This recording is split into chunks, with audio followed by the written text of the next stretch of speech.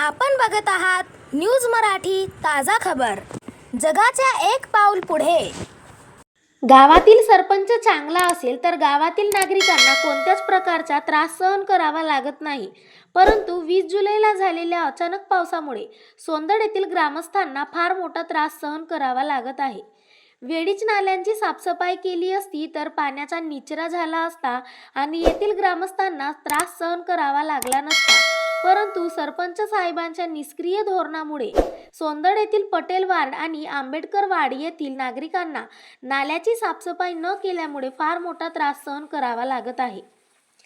येथील सरपंचाने वेळीच नाल्यांची साफसफाई न केल्यामुळे अनेकांच्या घरात पाणी घुसलेले आहे आणि रोडावर पाणी साचलेले आहे आणि त्यामुळे येथील नागरिकांना कमालीचा त्रास सहन करावा लागत आहे।